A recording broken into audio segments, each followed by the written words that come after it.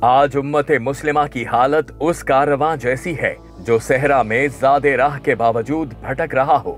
ہمارے پاس وسائل، زمینیں، آبادی اور تعلیمی یافتہ افراد موجود ہیں، مگر رہنمائی کا فقدان ہے۔ قیادت وہ چراغ ہے جو قافلے کی سمت متعین کرتی ہے، اور جب چراغ بجھ جائے تو قافلہ راستہ کھو دیتا ہے۔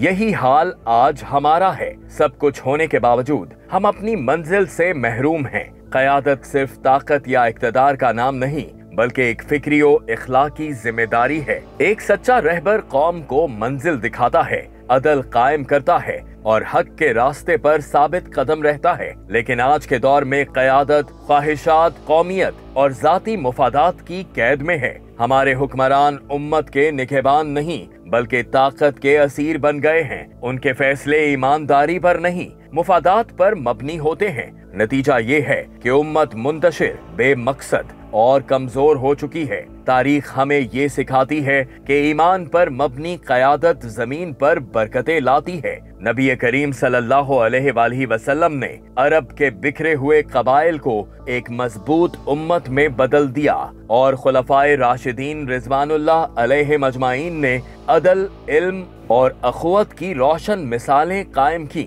لیکن جب قیادت کا معیار تقوی اور شریعت کے بجائے نسب یا اقتدار بن گیا تو امت زوال کی راہ پر چل پڑی۔ وہی امت جو کبھی انصاف بانٹتی تھی، آج خود انصاف کی متلاشی ہے۔ قیادت کے اس بحران کی جڑ ایمان کی کمی ہے۔ جس دل میں تقوی نہ ہو، وہاں بصیرت اور عدل کا تصور بھی کمزور ہو جاتا ہے۔ ہم نے قیادت کو مغربی سانچوں میں ڈھال کر اسے طاقت کا کھیل اور ذاتی فائدے کا ذریعہ بنا دیا۔ سیاست عبادت کے بجائے پیشہ بن گئی، اور اقتدار امانت کے بجائے ملکیت لگنے لگا۔ نتیجتاً عوام سے حکمران کٹ گئے، اور امت کو قیادت کے نام پر مایوسی ہی نصیب ہوئی۔ وقت آ گیا ہے کہ ہم اپنے قیادت کے تصور کو از سر نو زندہ کریں۔ ہمیں ایسے رہنما چاہیے جو خود کو امت کا خادم سمجھیں، قرآن و سنت صلی اللہ علیہ وآلہ وسلم کو معیار بنائیں، اور اپنی قیادت کو ذمہ داری کے دائرے میں رکھیں۔ اسی تصور کو عملی شکل دینے والا نظام خلافت ہے، جس میں قیادت تقوی، عدل اور شریعت پر مبنی ہوتی ہے، نہ کہ نسل یا مفاد پر۔ خلافت فرد، معاشرے اور ریاست کو ایک مربوط نظام میں جوڑتی ہے، اور اقتدار کو عبادت اور خدمت کے معیار سے جوڑتی ہے۔